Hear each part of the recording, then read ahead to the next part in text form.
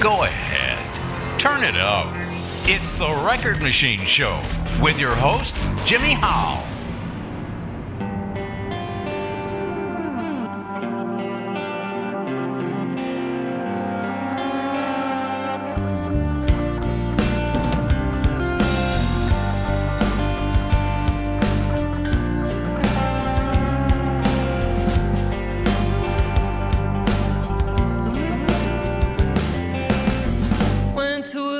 The show when I saw you there. You're 6 foot tall across the room with a blue-eyed stare. So what's your name, baby? Could you come and pull my hair? But don't come here, 'cause it's gonna be trouble, yeah. It's gonna be trouble.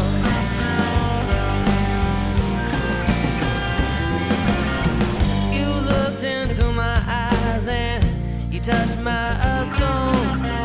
Gave me your number on a paper, said see you after the show. Well, I waited all night for you, and then I had to go. That's when I knew that I was in trouble. Baby, come get me and come kiss me, fly across the world and get with me. Yeah, run to me and touch me. Tell me I am your destiny.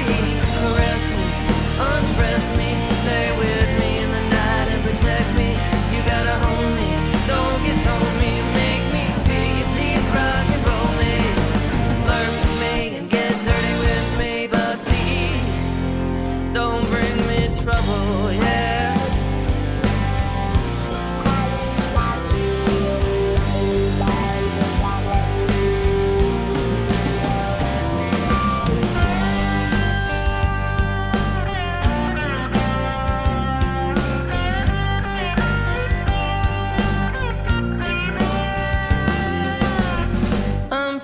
West Coast, baby, you from the East.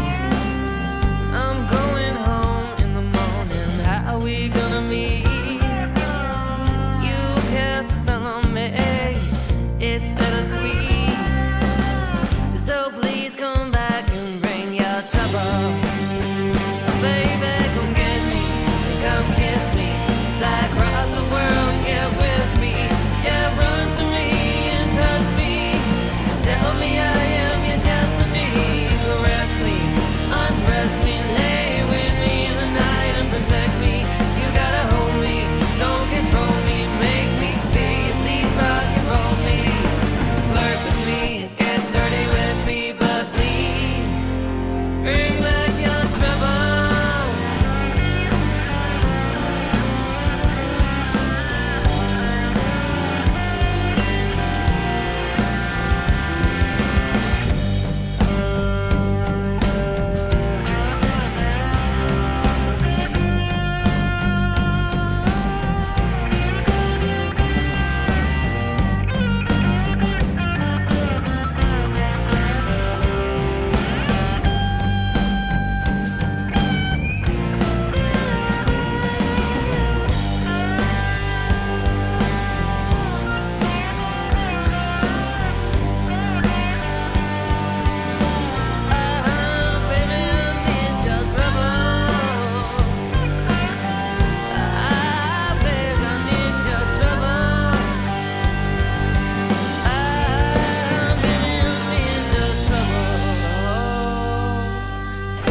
Ladies and gentlemen, please welcome singer-songwriters Julie Adams and Michael Costello.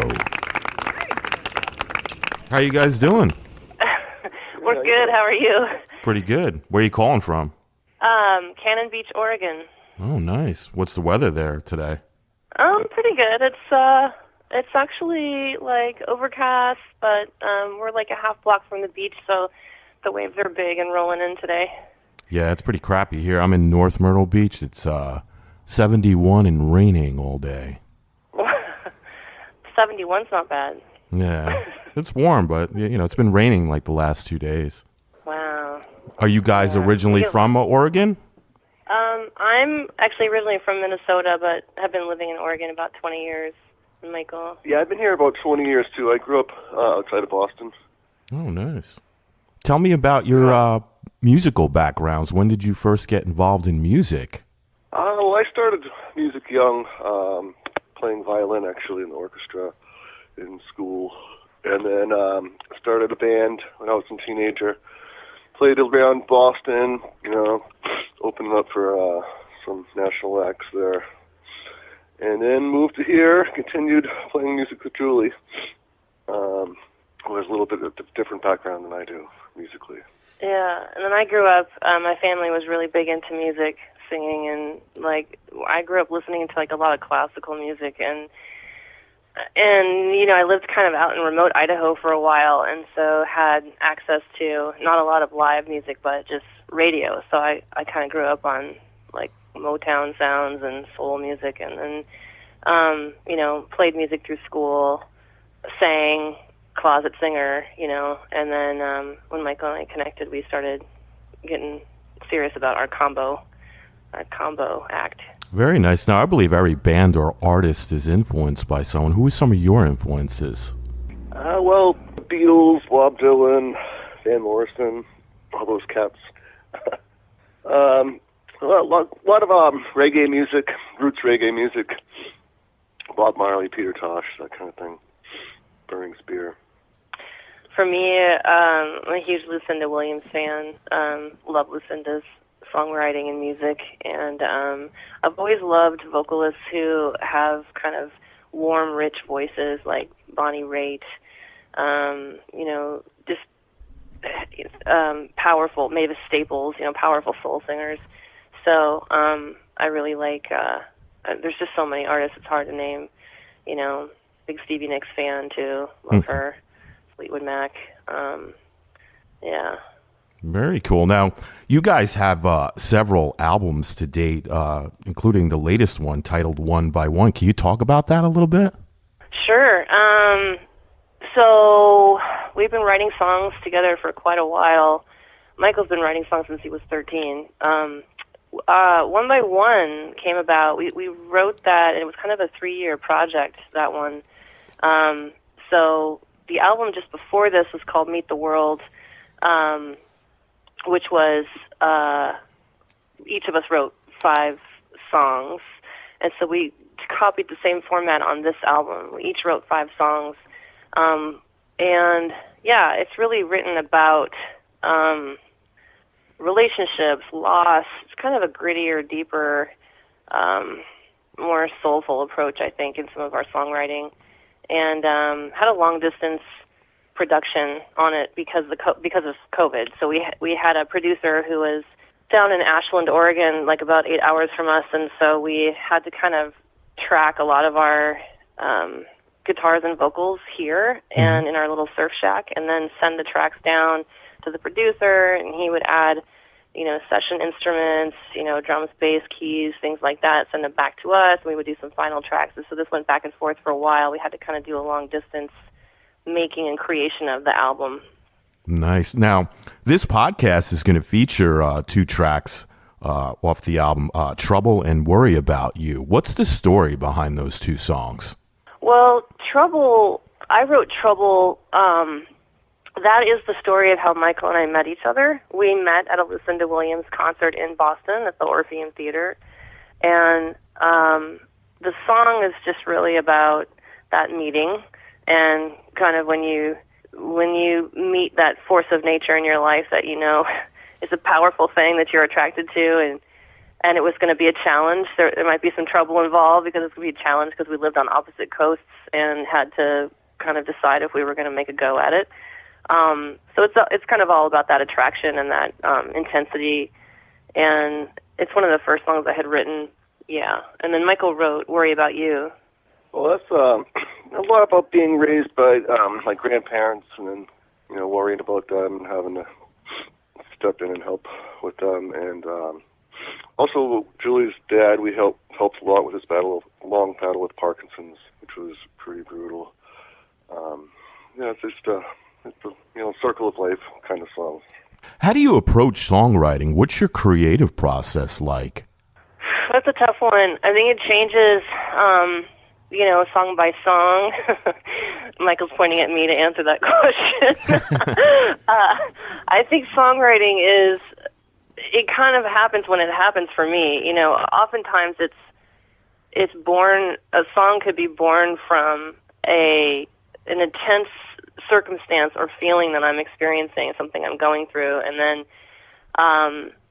melody comes or chords start to come, and I just have a Martin acoustic guitar, so if I sit down and start strumming, my feelings start to come out, and I usually use like a voice memo app on my phone to kind of try to capture whatever's coming out as it's coming out. Mm-hmm. Sometimes I have like a concept in mind that I'm kind of rotating around in my mind for a while, and then it'll eventually turn into something. But oftentimes, I think some of the better songs for me are literally just channeled through in the moment. It just has to be disciplined enough to like record it or do something with it as it's happening in that moment, Mm-hmm. Otherwise it's just gone, so. Yeah, that makes sense. Now, where do you draw inspiration from your lyrics? I would say life experience, really. I mean, that's an interesting question. I mean, some of the songs are about different life experiences I've actually had. Like the song One by One, which is the title track on the album, is lyric heavy. There's a lot of lines in that song, and it's just really about a lot of personal experiences. I mean, the common theme is overcoming obstacles and, all of them that we face as a country, in humanity, but also just for me, some personal ones. And I had, several verses in there about huge obstacles that I had to overcome. So I think it's just really about trying to put it out in a way, write it in a way that is interesting, or maybe tells a story, something that meant something to me that I experienced. Well, that makes sense. What about you, Michael? Irish whiskey helps a lot. What's your favorite? I stick with the Jamesons right now. No. Do you like the Jameson Orange? Yeah, back in the old days, that was how I did it, but times have changed. But yeah, a lot of writing is almost therapeutic, good. I think my best songs by far have just come to me without too much thought and too much work, which is lucky. You guys got several music videos up on your YouTube page now. Do you guys enjoy shooting the music video as much as recording the songs? Totally. Yeah, it's interesting. Like, I have a really strong photography background, so I lean on that a lot. I was doing, to me, we made our own videos, and the songs come first, obviously, and then when you're making the video, it's like you're trying to come up with visual imagery to tell the story that's happening in the song, and bring the feelings forward. And it's really fun. I mean, this is like our first time really, well, not our first time, we've done this before, but we really put a lot into these videos. And, we kind of decided up front what the video could look like, and then we would go out and get clips, and then I would sit there and like try to piece it all together. And it's a daunting task at first, because it's like, it's like pieces of a puzzle you're trying to put together and to make it flow and keep the viewer interested, but also tell the truth of the story of the song. Mm-hmm. And it's been really fun. I really enjoyed that part of it. Yeah. What about you, Mike? Well, Julie does most of the technical things. I do a lot of the shooting. He's the idea man. With the footage, but she's just amazing how she puts it all together. That's way above my head. But it's interesting how we work sometimes on these, because he's really the idea man. Like, he can come up with these concepts. I think, if I may, I think in his writing too, he's really a wordsmith. He comes up with succinct ways to express something quickly, mm-hmm. and in visual as well. Like, we both have photography backgrounds, but I do more of it. But, so like, if I get stuck on something, I'll be like, what about this? And he'll be like, well, it should just be this. And I'm like, oh yeah, of course, and so then, he has the ideas, and then I can help with the execution. So it's a good team. Yeah. Now, do you think shooting a music video is important? Is it a good marketing tool, you think? I think it is. I think so. I think so. I think it's, for one, it's just fun. It's another extension of the song, you know? Yeah. I think, one time I heard an artist say that, this was years ago, that music videos are tricky because a listener hearing a song starts to create their own images in their mind of what the song means to them. So once you put out a music video, it can mess with that, and it can alter, and sometimes it's not great for the listener because they had their own story going, and then you're showing them this other thing, and they might not like it as much as the own story and their visual story in their mind. But I think it's a great marketing tool in that, it's another opportunity to express creatively what you're trying to say, and it's just fun. I mean, it's just fun. They're fun to make, Like when we made the Trouble video,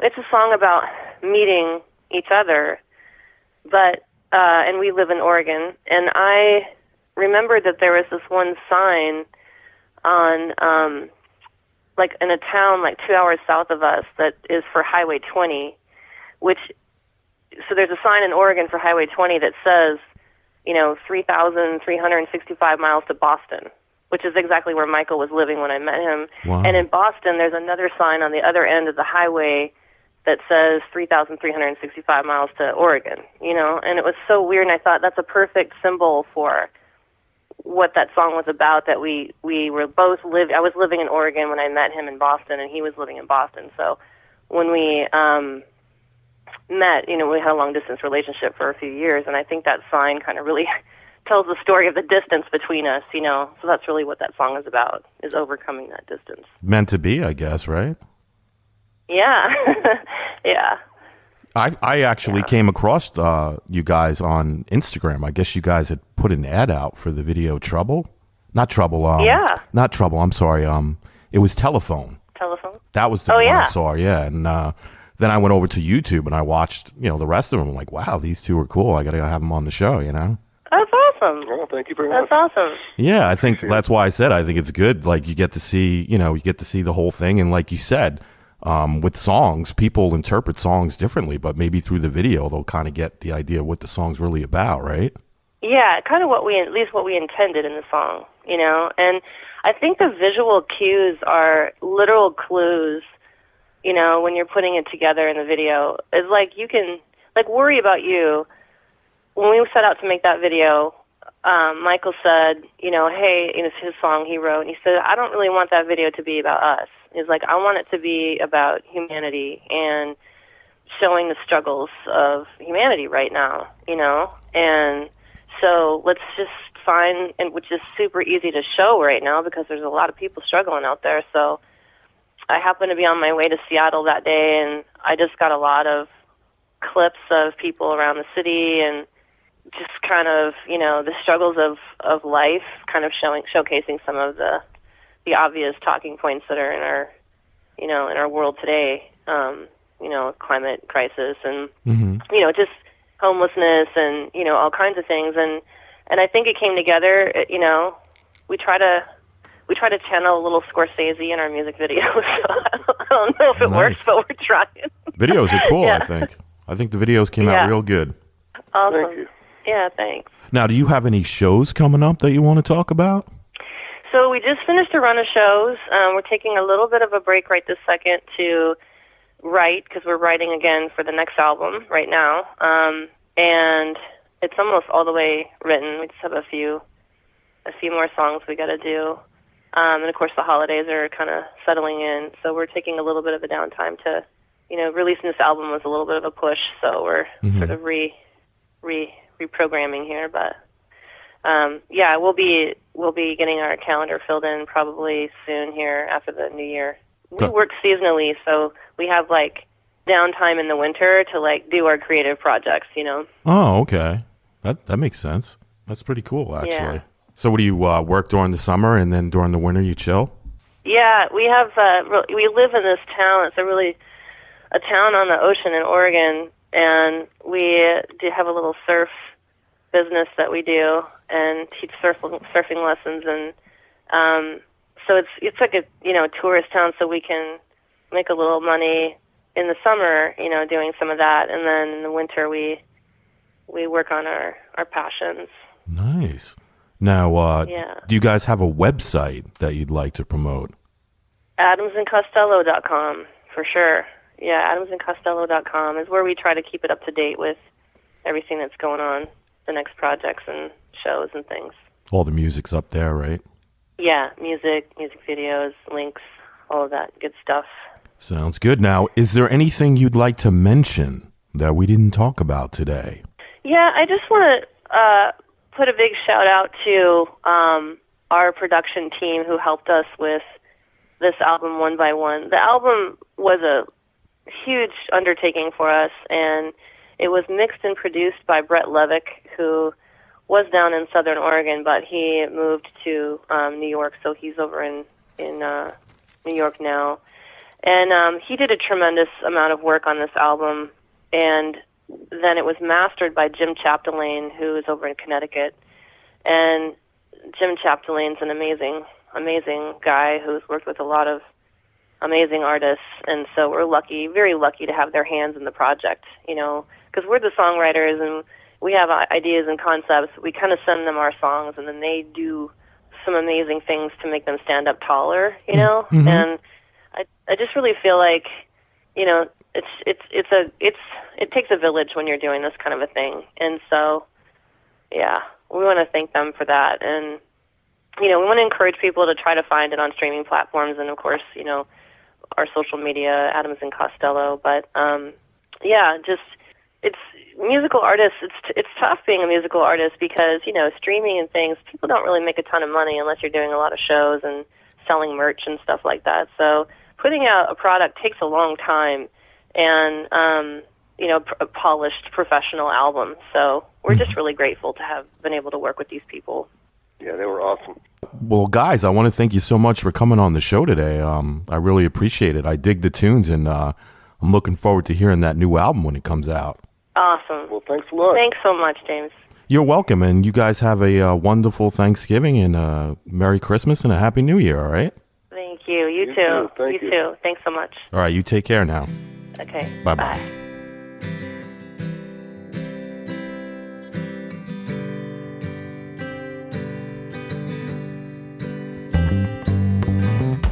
You used to tell me it's alright, we'll make it through.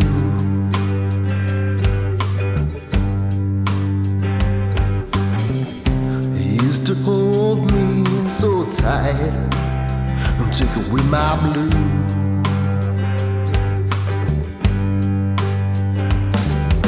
Now all I seem to do is worry about you. Now all I seem to say is don't worry, it's gonna be okay. In this cruel world, try not to worry. In this blue world, it's hard not to cry. In this cruel world, it's hard not to worry. In this blue world, we try not to cry. I can see you now from summers long ago.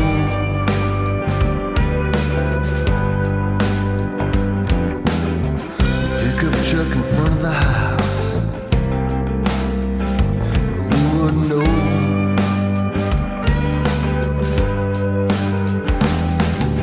Now all I seem to do is worry about you.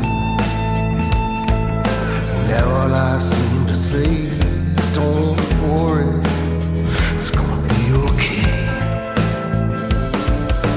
This cruel world, you try not to worry. This blue world, it's hard not to cry. This cruel world, it's hard not to worry. This blue world, you try not to cry.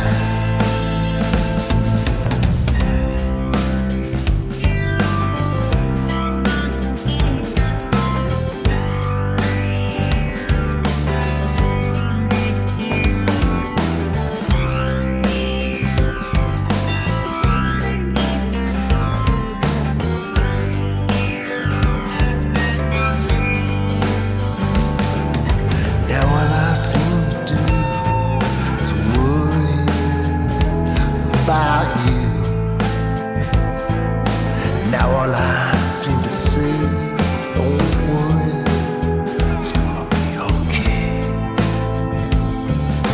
In this cruel world, you try not to worry. In this blue world, it's hard not to cry. In this cruel world, it's hard not to worry. In this blue world, you try not to cry. Now nobody's home, the yard's overgrown, house in disrepair. I can't feel you anywhere. Can't feel you